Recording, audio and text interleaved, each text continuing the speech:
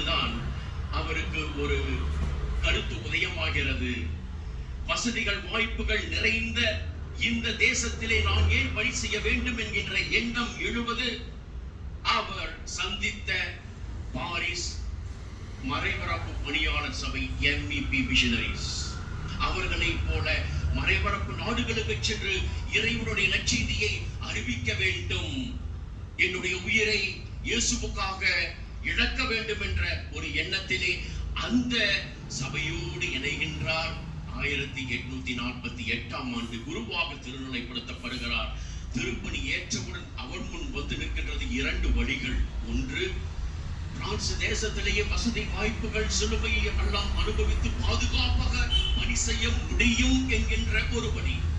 மற்றொரு வழி, இறைவனை அறியாத மக்களுக்கும் இறையாட்சியை விதைக்க வேண்டும், இறைப்பணியை செய்ய வேண்டும், தூர தேசங்களுக்கு செல்ல வேண்டும் என்று சொல்லி புறப்படுகிறார். இந்தியாவிற்கு பல மாதங்கள் கடந்து கரை சேர்க்கிறார். எங்கே? புதுச்சேரியிலே. 1848ஆம் ஆண்டு டிசம்பர் திங்கள் 28ஆம் நாள்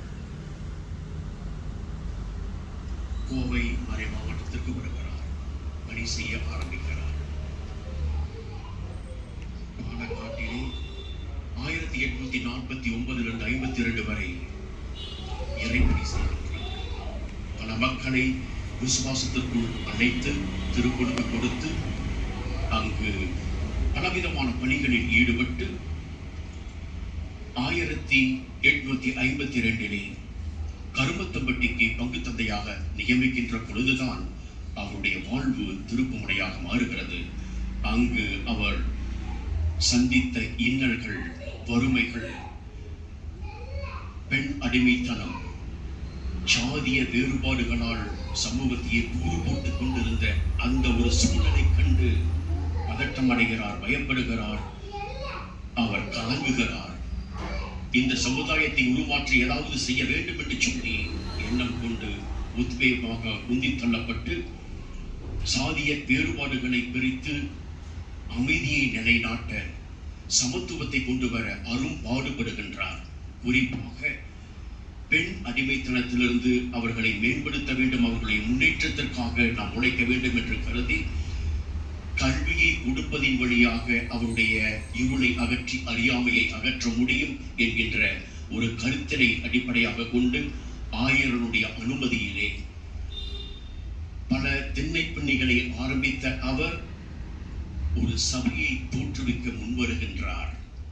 அப்பொழுது அவருடைய அரும்பெரும் செயல்களால் பணிகளால் உந்தப்பட்டு ஈர்க்கப்பட்ட ஒரு இளவல், ஒரு பெண்மணி சௌரி அம்மாள். இதோ நானும் அவரைப் போலவே நான் பணி செய்ய வேண்டும், நானும் ஒரு குருவாக வேண்டும், அறியாமல் கேட்கின்றார். அந்த ஆவலை பார்த்து பாராட்டி, நீ கண்டிப்பாக ஆண்டவருடைய பணிக்கு தேவையானால் குருவானவராக அல்ல, மாறாக ஒரு அருட்சகோதரியாக உன்னை வைத்து இந்த அடிமைத்தனத்திற்கு விடுதலை கொடுத்து ஒரு குடியேற்ற வேண்டும் என்ற நோக்கிலே அந்த சகோதரிக்கு பயிற்சி கொடுக்க அவருடைய முன்மாதிரியை பின்பற்றி சாந்தாயம்மாள், அருளாயம்மாள் என்கின்ற 2 பெண்கள் வர அந்த 3 வைத்து வெறும் 7 ரூபாய்க்கு ஒரு ஓட்டு வீட்டை வாங்கி அதிலே ஒரு விதையை போடுகின்றார். அதுதான் ஆரம்பமானது. பிரான்சிஸ்குவின் புனித காணிக்கை அன்னை சபை தோற்றுவிக்கிறார். அவர் போட்ட அந்த விதை விரிந்து பறந்து இன்று ஆழ விழுதுகளாக அகில உலகமெங்கும் பரவி அரும்பெரும் பணி செய்து வரக்கூடிய காணிக்கை அன்னை சகோதரிகள் உங்கள் ஒவ்வொருவருக்கும் இந்த நாளிலே வாழ்த்துக்களையும் பாராட்டுதல்களையும் தெரிவித்துக் கொள்கின்றோம். இறைப்பணியாளர் லூயிஸ் ரவேல் அதிகாரருடைய கனவை இன்று நனவாக்கிக் கொண்டிருக்கின்றார்கள்.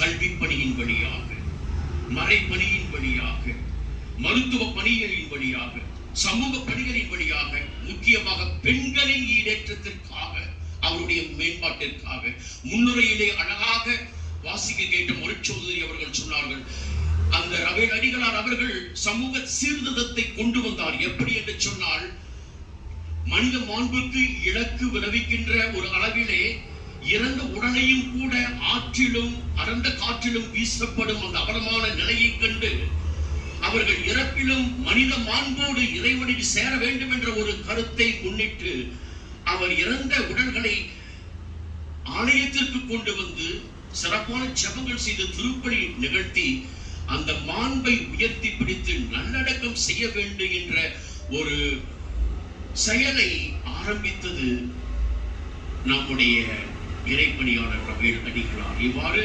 பலவிதமான சீர்திருத்தங்களை கொண்டு வந்தார். குன்னூர் பங்கிலும் பங்கு தந்தையாக இருந்து மிகச்சிறப்பாக செயலாற்றினார். நாங்களும் சென்று அதை பார்க்கின்ற பொழுது, அவருடைய கையெழுத்திட்ட அந்த பதிவேட்டை பார்க்கின்ற பொழுது, அப்பொழுதே 200-300 ஆன்மாக்களை விசுவாசத்திற்குள் அழைத்து வந்ததை, அவர் அரும் செயல்களை செய்ததை கண்கூடாக காண முடிந்தது. எங்களுக்கு ஒரு உத்வேகத்தை கொடுக்கக்கூடியதாக இருந்தது. இந்த நல்ல நாளிலே தொடர்ந்து நாமும் நம்முடைய வாழ்க்கை பயணத்தில் எந்த விதமான கரையிலிருந்து துறை